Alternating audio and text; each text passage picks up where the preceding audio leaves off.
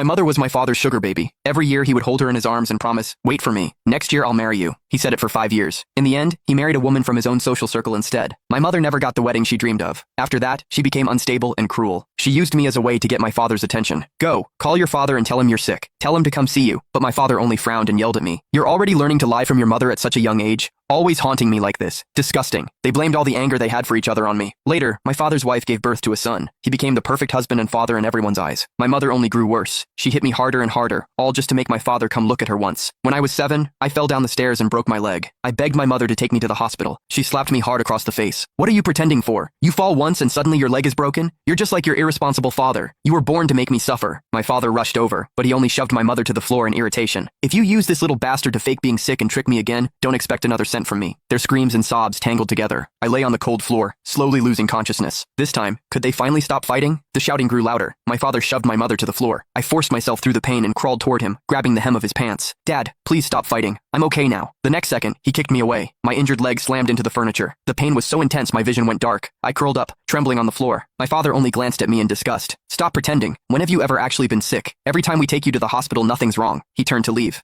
My mother grabbed him with both hands. "What is that supposed to mean? He's your son too. You're really going to walk away and leave him?" My father yanked himself free. "You've taught this kid to do nothing but lie. He's exactly like you. Disgusting." My mother froze, a wild look flickering in her eyes. "Exactly like me? Weren't you the one who lied first? You kept saying you were going to marry me. If you hadn't promised me that, I never would have given birth to this child. Since you don't care about him, I won't either." My father shook his head indifferently. "Fine by me. I don't want him anyway." My heart clenched. Dragging my leg, I crawled back to him. "Dad, please want me. I'll be good. I don't eat much. I won't cause any trouble." For once, my father looked down at me. Maybe I looked too pitiful, or too much like him. For a moment, a trace of pity flickered in his eyes. He rubbed my head. "Don't learn from your mother anymore, but I have to go home and cook something nice for your little brother today. I can't stay with you." Before I could speak, he left. My mother collapsed on the floor, sobbing. When she finally stood up, she looked at me once, and walked away without hesitation. "Since even you can't make your father stay, you're useless to me too," she muttered. My instinct to survive made me want to grab her, but seeing her walk away without looking back, I lowered my hand in despair. The pain in my leg grew worse, tears streaming down my face, blurring my mind until I lost consciousness. "It hurt so much, Dad. I really wasn't lying to you." Slowly, the pain vanished. I tried to move my leg. To my shock, it actually moved.